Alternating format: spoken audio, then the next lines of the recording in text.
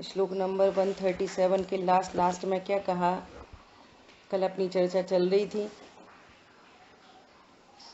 कि पहले तो मिथ्या दृष्टि का अध्यात्म शास्त्र में प्रवेश नहीं है, और यदि वह प्रवेश करता है तो विपरीत समझता है।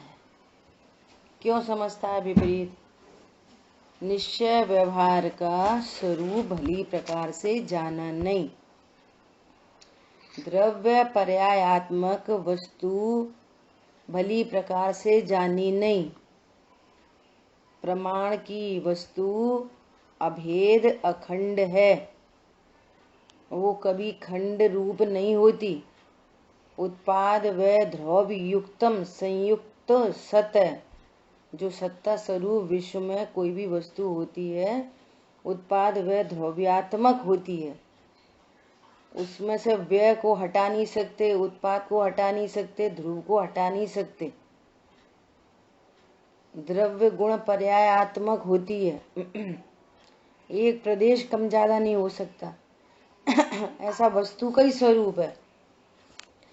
फिर नए विभाग से उस वस्तु में ध्रुव अंश को लक्ष्य में लेकर यही मैं हूँ, इतना ही मैं हूँ, ऐसा जानकर प्रयोजन की सिद्धि होती है।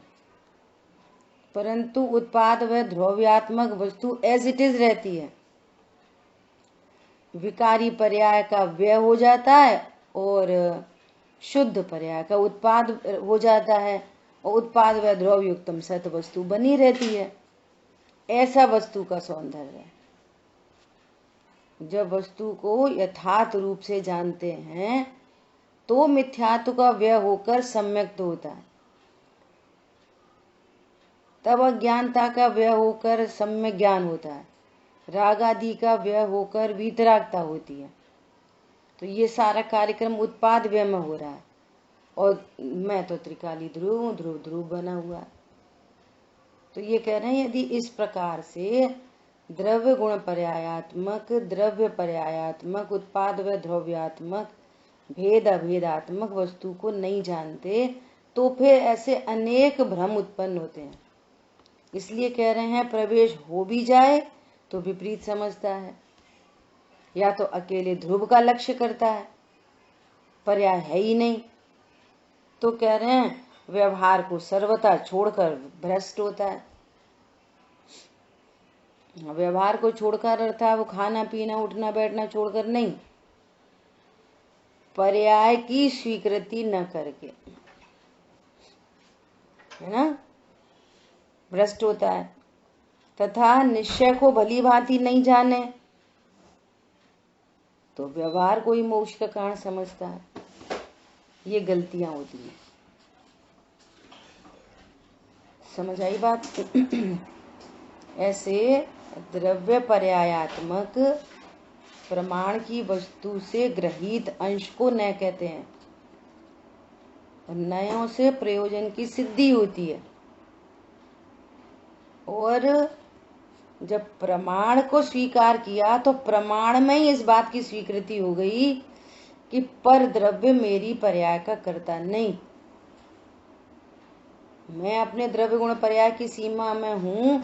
इसमें ही इस बात की सिद्धि हो जाती है कि कोई पर द्रव्य मेरी पर्याय को करता नहीं, दो द्रव्यों में अत्यंत अभाव है।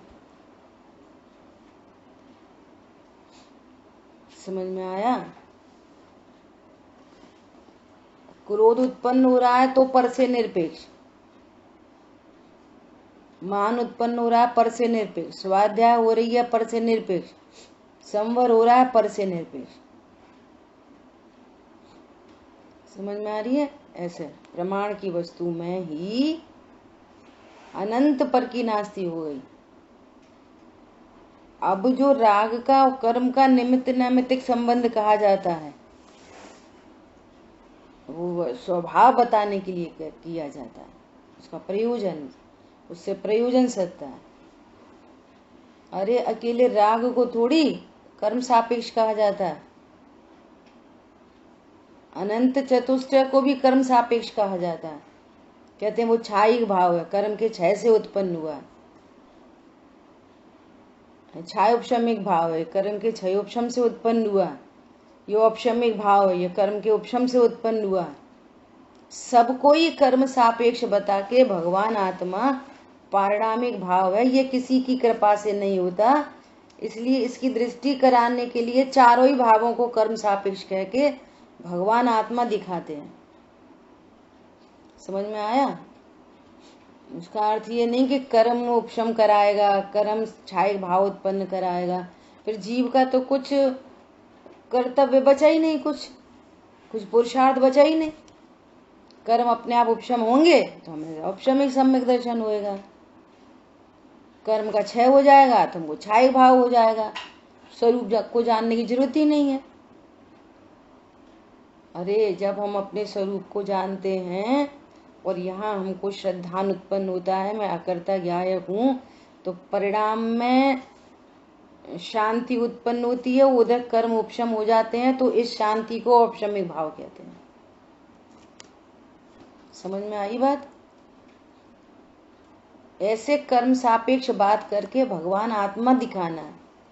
सारे ही पर्याय के सारे ही भावों को कर्म सापेक्ष कह देते हैं, अकेले राग को नहीं। समझ में आ रही है बात? इसलिए यहाँ पर कह रहे हैं परमार्थ तत्व में मूढ़ रहता है। लो, परमार्थ तत्व में मूढ़ रहता है।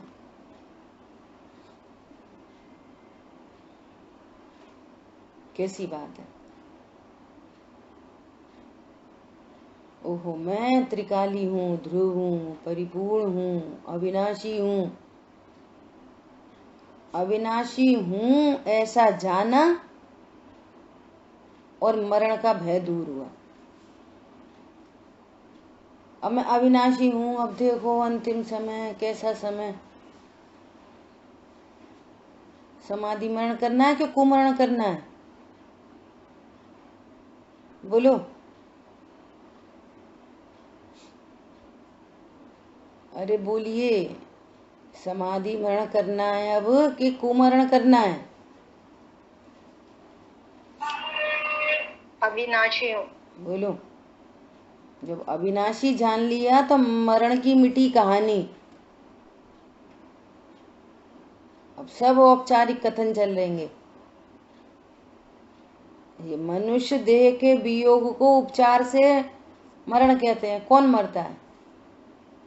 अविनाशी हूं ऐसा जानने का अर्थ क्या हुआ? परमार्थ तत्व में मूढ़ रहता है। अच्छा बोलो, घड़ी वाटर प्रूफ है, इसका क्या मतलब है? बोलो अजय भैया। आपको किसी ने कहा ये घड़ी तो बहुत महंगी है। कितने की है? 25,000 की। ये भाई क्या खास बात है? वाटर प्रूफ है, इसका क्या अर्थ निकलता है? बोलो।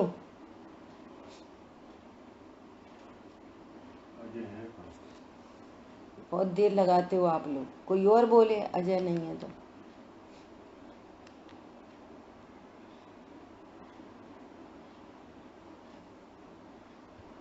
बोलिए।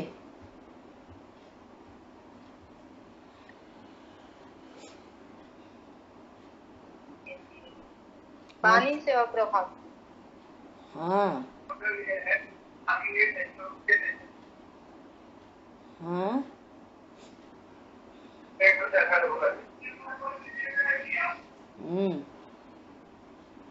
घड़ी वाटर प्रूफ है। ओ भैया पानी मत लगाना। घड़ी वाटर प्रूफ है और पानी में नहीं डालना। बोलो। तो वाटर प्रूफ क्या समझ में आई? समझ आ गई बात? ये कहना है परमार्थ तत्व में मूढ़ है। अकर्ता ज्ञायक जाना, तो अब कितने कर्तव्य हैं? बोलो। करने के विकल्प होते हैं, कर्तव्य कुछ नहीं बचता। क्या कहा? जब अकर्ता जान लिया, अब ऐसा करना चाहिए, ये वाली बात कहाँ से आई? पॉइंट समझ में आ रहा है? ज्ञाता जान लिया, सुरक्षित तत्व जान लिया, शुद्ध तत्व जान लिया, फिर अशुद्धता की बात किधर से आई? घड़ी वाटर प्रूफ है, पानी से नहीं बचा, पानी नहीं लगाना, तो वाटर प्रूफ का क्या सेंस हुआ फिर?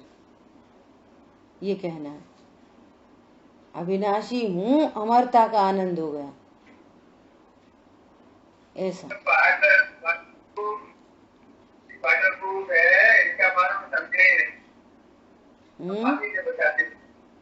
स्पीकर से हटाएं। आप स्पीकर से हटा के बोलिए, आपकी आवाज क्लियर नहीं आती है।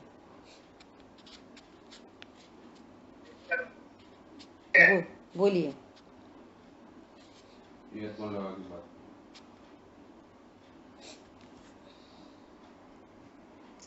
बोलिए बोलिए।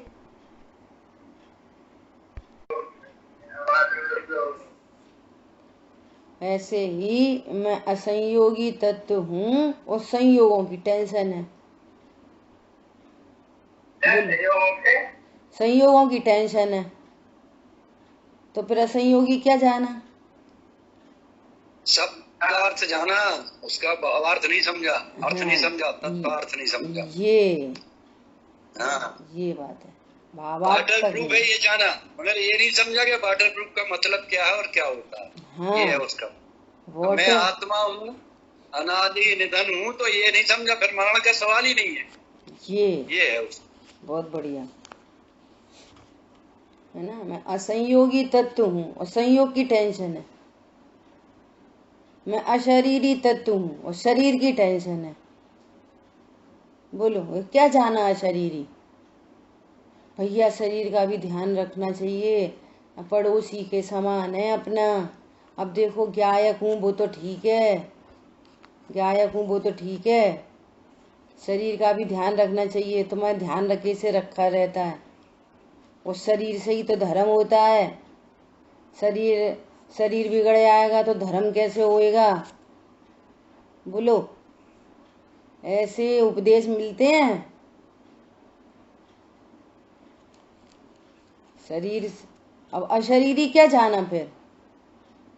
सिर पर सिगड़ी जल रही है ना, और केवल ज्ञान ले लेते हैं। बोलो, शालनी पैर भक्षण कर रही है और केवल ज्ञान ले लेते हैं। अशरीरी हूं, इसका क्या अर्थ है? अरे शरीर सापेक्ष परिणाम होते हैं निचले गुण स्थान में, तो वो जानता है कि ये परिणाम मेरी कमजोरी है, वीकनेस है, ये सही स्वरूप नहीं है, ये सही बात नहीं है। शरीर और मैं अत्यंत न्यारे हैं। ये परमार्थ तत्व में मूर्ता मिटती है ऐसे। भैया अपन तो अपरिणामी है, परिणामी बिगड़ने चाहिए। फिर अपरिणामी का क्या अर्थ जाना? समझ में आ रही है बात? तत्व को जानकर फिर व्यवहारने के कथन है, तो वो स्वरूप जानने पर उसका ज्ञान नयों में प्रवर्तमान है, तब तो उसकी बात सही है। लेकिन परमार्थ तत्व में ही मूढ़ है। दो कैसी बात आचार्य भगवान कह रहे हैं, परमार्थ तत्व में मूढ़ रहता है, क्योंकि इसने द्रव्य गुण पर्यायात्मक वस्तु को नहीं जाना, उत्पाद व द्रव्यात्मक वस्तु को नहीं जाना, द्रव्य स्वभाव पर्याय स्वभाव को नहीं जाना, द्रव्य स्वभाव कैसा परिपूर्ण है ये नहीं जाना, अविनाशी पने को नहीं जाना, अशरीरी पने को नहीं जाना। अपन गायक है वो तो ठीक, अब वो गायक तो साइड है। अब ये आ जाओ, इधर की बात है जबरदस्त। आधी बात समझ में? यदि कोई विरल जीव, देखो कैसा शब्द कह रहे हैं, कोई विरले होते हैं, विरल जीव यथार्थ स्यादवाद न्याय से, यथार्थ स्यादवाद न्याय से सत्यार्थ को समझ ले तो उसे अवश्य ही सम्यक की प्राप्ति होती है। वह अवश्य सम्यक दृष्टि हो जाता है। देखो, गारंटी ले रहे हैं। यदि कोई विरल जीव, कोई विरले होते हैं, विरला जाने तत्व को, विरला तत्व सुनन, कोई विरला ही होता है जो तत्व को सुनता है। फिजिकल प्रेजेंस से सुनना नहीं होता, विषय और वक्ता के साथ चलता रहे, विषय और वक्ता के साथ चलता रहे, साथ आगम से अपनी परिणति का मिलान करता रहे। मैं जो समझ रहा हूं वो सही है कि नहीं है, ऐसा मिलान करता रहे।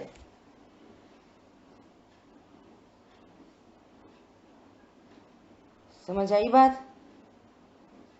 यदि कोई विरल जीव यथार्थ स्यादवाद न्याय से, क्योंकि वस्तु अनंत धर्मात्मक है ना, एक साथ कहीं नहीं जा सकती,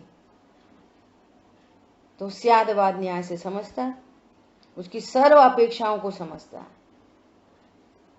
और ये बहुत इंपॉर्टेंट बात होती है कि यदि एक अपेक्षा कही जा चुकी है और अब दूसरी अपेक्षा से कथन कर रहे हैं, तो ये अपेक्षा स्टैंड रहती है, गौड़ है, ये मिट नहीं जाती है।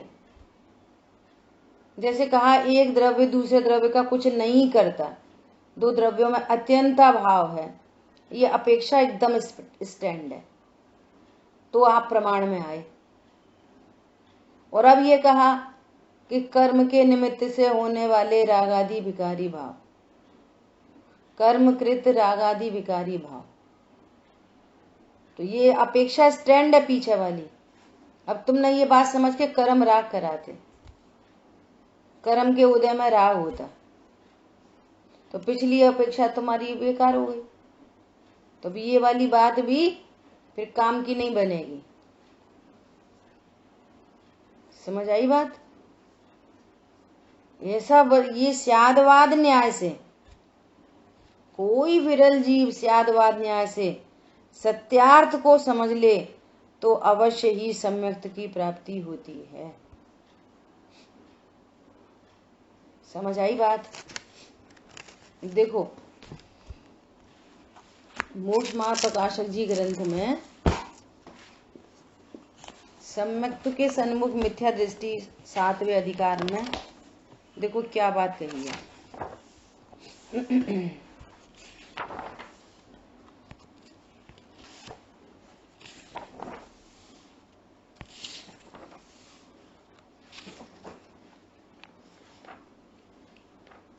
बहुत गजब गजब की चर्चा है।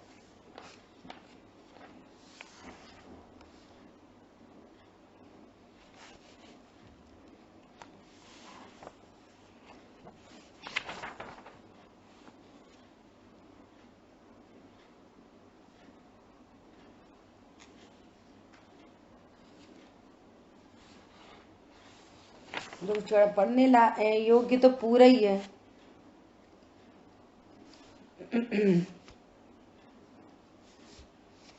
देखो, पढ़ते हैं एक दो पैराग्राफ।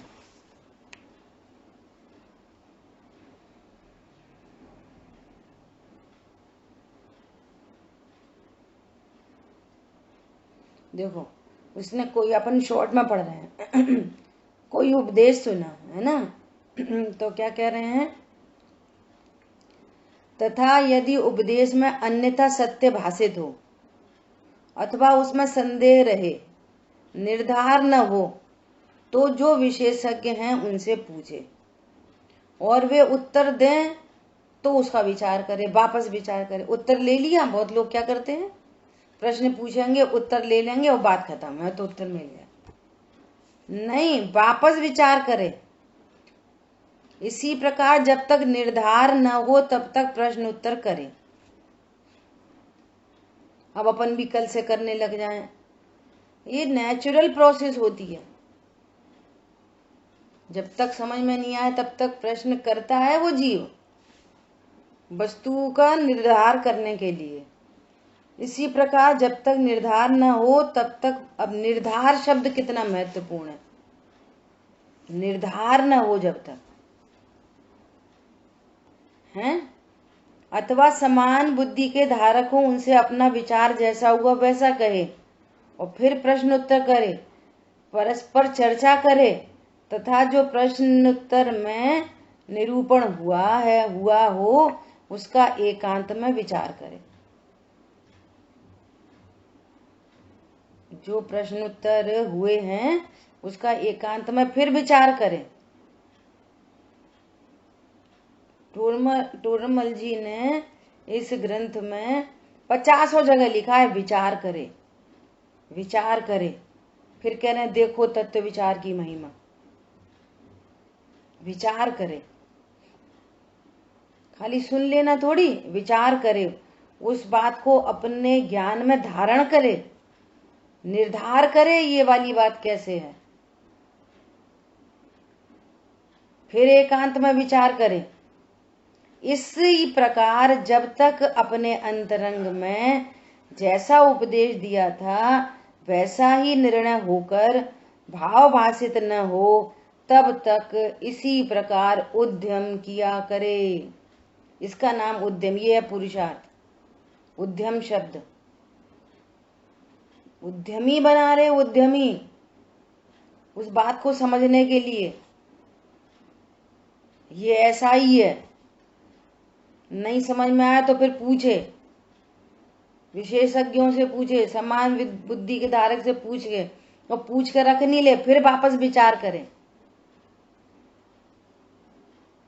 ये उद्यम है, ये पुरुषार्थ है। अब देख लो, विचार कर लो हम कितनी बार ऐसा करते हैं। देखो नीचे भी कहा है कि भाई जिनेंद्र भगवान की वाणी को स्वीकार कर लेना चाहिए, तो कह रहे हैं परीक्षा किए बिना यह तो मानना हो सकता है कि जिनेंद्र देव ने ऐसा कहा है सो सत्य है, परंतु उसका भाव भाषित नहीं हो सकता, आपकी प्रॉपर्टी नहीं बनेगी। परीक्षा करो तत्व की, तथा भाव भाषण हुए बिना श्रद्धा निर्मल नहीं होता। बोलो, भाव भाषण नहीं होगी तो श्रद्धा निर्मलता नहीं आएगी श्रद्धान में। धवलाजी ग्रंथ की 5वीं पुस्तक में वीरसेनाचार्य भगवान कह रहे हैं कि बाहर में बहुत दया आदि के परिणाम है, वो ये जीव अज्ञानी है। तो कह रहे हैं अज्ञानी क्यों कह रहे, सम्यक ज्ञान किसे कहते हैं? तो वो ज्ञान की परिभाषा क्या लिखते हैं कि जिस ज्ञान से श्रद्धान सम्यक हो उसको ज्ञान कहते हैं। लो, और ये बहुत पर्टिकुलर वर्ड सेंटेंस है, बहुत अच्छा। देखो, ज्ञान किसे कहते हैं? जाने हुए पदार्थों का श्रद्धान करना ज्ञान का कार्य है। जाना और श्रद्धान हुआ, तुम्हारे जानने पर श्रद्धान निर्मल हो, जाने हुए का श्रद्धान हो, वो जानना सही है। हमारी बात ख्याल में, हमें जान तो लिया, श्रद्धान नहीं है, वो उसको जानना ही नहीं कहते, उसको अज्ञान कह रहे हैं। लोग कहते जान तो लिया, माना नहीं। नहीं, आपने जाना ही नहीं, उसकी गहराई को जाना नहीं। समझ आई बात? क्या कह रहे हैं यहाँ? तो इतनी बड़ी बात कह रहे हैं कि जिनेंद्र भगवान की बात को जाना, और ये जिनेंद्र भगवान की बात है, ये बात सत्य है, ऐसा जानने पर भी तुम्हारा श्रद्धा निर्मल नहीं होगा। बराबर से परीक्षा करके उद्यम किया करे और उस बात को अपने ज्ञान में बिठाए, भाव भासना करे, तो श्रद्धा निर्मल होता है, नहीं तो श्रद्धा निर्मल नहीं होता। और श्रद्धा निर्मल नहीं होता तो फिर सम्यक दर्शन का प्रसंग नहीं बनता। क्योंकि जिसकी किसी के वचन से प्रतीति जाए उसकी अन्य के वचन से अन्यथा प्रतीति हो सकती है। मुझसे कोई और बड़ा व्यक्ति आ जाए और फिर वो बोले ये वाली बात ऐसे नहीं है ऐसे है, तो फिर आपकी प्रतीति बदल जाएगी। लेकिन आपने परीक्षा करके स्वीकार की है, भाव भाषण हुआ है, तो प्रतीति नहीं बदल सकती। वो इतनी बड़ी बात है। समझ में आई बात? इसलिए मतलब इतनी चर्चा होने के बाद अब आचार्य भगवान वापस सावधानी कराते हुए कह रहे हैं कि परमार्थ तत्व में मूढ़ नहीं रहना। स्यादवाद न्याय से सत्यार्थ को समझना चाहिए। स्यादवाद न्याय से अनेक अपेक्षाओं को समझना चाहिए। हम रोज करते हैं ये वाला काम। स्त्री तो एक ही है, उसको अनेक अपेक्षाओं से कहते हैं और कोई क्लैशिंग नहीं होती किसी में। किसी की अपेक्षा से वो पुत्री है तो ये स्टैंड है। अब कोई दूसरा कह रहा है कि मेरी पत्नी है, इस अपेक्षा से पत्नी है और इस अपेक्षा से पुत्री है, कोई प्रॉब्लम नहीं है। वस्तु अनंत धर्मात्मक है। उसी काल में स्टैंड है। सर्वथा थोड़ी है कि सर्वथा पत्नी है, सर्वथा पुत्री है। स्यादवाद न्याय से चल रही है कहानी, कोई प्रॉब्लम नहीं है। ऐसे ही यहाँ अनेकांतमयी वस्तु है, उसको स्यादवाद न्याय से समझना चाहिए। फिर उसको वस्तु के बारे में मूढ़ता नहीं होती।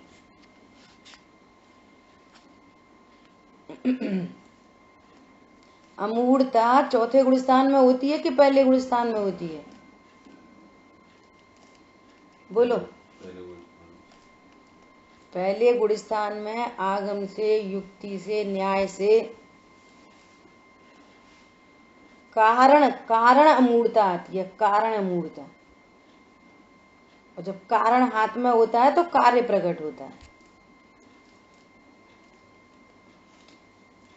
समझ आ गई बात? तो इस तरह से अपना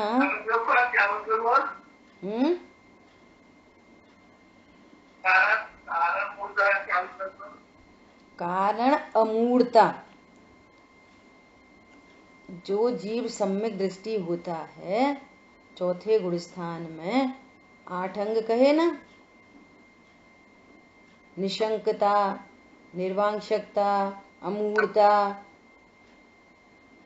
सम्यक दृष्टि हुआ अमूढ़, अमूढ़ हो गया। अमूढ़ता मतलब उसको मूढ़ता नहीं है। किसके बारे में? देव शास्त्र गुरु के बारे में कोई मूढ़ता नहीं है। अपने स्वरूप के बारे में मूढ़ता नहीं है। परमार्थ तत्व में मूढ़ नहीं है। मूढ़ मतलब मूर्ख, उसको भली प्रकार से नहीं जाना गया हो। तो यहाँ तत्व निर्णय पूर्वक पहले गुणस्थान में कारण अमूढ़ता होती है। कारण में अमूढ़ होता है वो। हाँ, मेरा स्वरूप ऐसा ही है, देवशाह गुरु ऐसे ही हैं, द्रव्य का स्वभाव ऐसा ही है, पर्याय का स्वभाव ऐसा ही है, ये उसको भाव भाषण होता है। तो उसको कारण में अमूढ़ता आती है और फिर आत्मानुभूति पूर्वक कार्य रूपण नमन करता है। और जब कारण में ही उसको अता पता नहीं है, मैं ऐसा हूं कि ऐसा हूं, ऐसा हूं कि ऐसा हूं, अभी पर्याय में मैं कैसा हूं, मैं परिपूर्ण हूं कि नहीं, पर्याय में तो राग है, मैं कैसा हूं। अभी जो स्वरूप ही नहीं पता उसको कारण में, कारण में निशंक नहीं होगा तो कार्य में निशंकता कैसे आएगी? देखो, सरकार ने बुलेट प्रूफ जैकेट दी है ना, बुलेट प्रूफ, और फिर कहा कि ये लो स्टेन गन और जाओ सीमा पे चले जाओ। ठीक है, अब उसको निशंकता नहीं हो, ये पता नहीं बुलेट प्रूफ होएगी कि नहीं, बुलेट प्रूफ होएगी कि नहीं, बोलो, तो निशंक हो पाएगा? न सरकार पे विश्वास है, न बुलेट प्रूफ जैकेट पे विश्वास है, तो वो गन कैसे उठाएगा? वो जीत के आ पाएगा? और जिसको सरकार पे भरोसा है कि सरकार ने कहा ये बुलेट प्रूफ है, अब बुलेट प्रूफ का श्रद्धान हो गया उसको कि कितनी गोली लगे इसको पार नहीं कर सकते, तो उसको पहन के गया, एकदम निशंक हो गया, निशंक हो गया, पूरा हेलमेट सब पहना उसने, बुलेट प्रूफ जैकेट पहनी, अब कितनी निशंकता से अपना काम करेगा। समझ में आ रही है बात? हर जगह दूध में एकदम बिल्कुल सिंपल से सिंपल, दूध में चीनी डाली, अब बोलो निशंक है कि नहीं? दूध मीठा होएगा। अब पता नहीं कह तो रहे हैं है तो चीनी, अब पता नहीं दूध मीठा होएगा कि नहीं होएगा। बोलो वो लड़की कितनी खीर बना पाएगी? अब पता नहीं, ये दूसरा डाल के देखें, ये डाल के देखें, वो डाल के देखें, तो क्या करेगी? खीर का सत्यानाश करेगी। लौकिक में भी जो काम होते हैं वो निशंक होके ही होते हैं। तो दृष्टांत है, लौकिक में कभी निशंकता नहीं हो सकती, दृष्टांत है बस समझने के लिए। जितने लोग शादी करते हैं यही सोच के तो करते हैं कि हमारी बहुत अच्छी निभेगी। लड़की सोचती है मुझे राजकुमार मिलेगा, लड़का सोचता है मुझे राजकुमारी मिलेगी। बोलो वो होती है, निभती है कि नहीं निभती? क्या जीवन भर लड़ते भिड़ते रहते हैं, क्या करते हैं पता नहीं। समझ में आ रही है बात? यहाँ कह रहे हैं आचार्य भगवान, स्यादवाद न्याय से सत्यार्थ को समझ ले।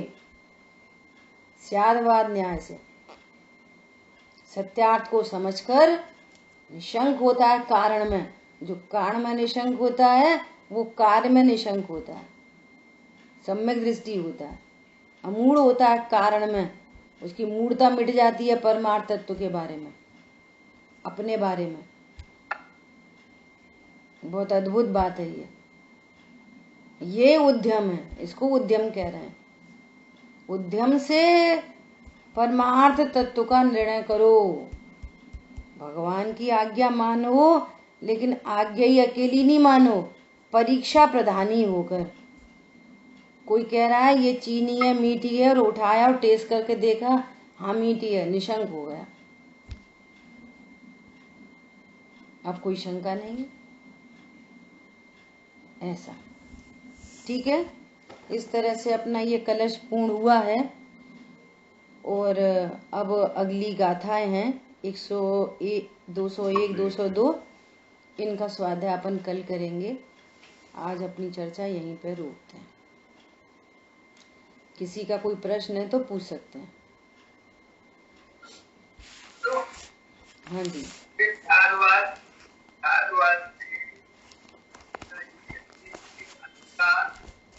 करके उससे ही रचयिता आती है,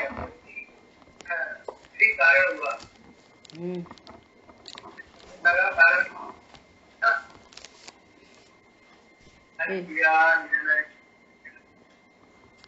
एक तो आपकी आवाज क्लियर नहीं आती है।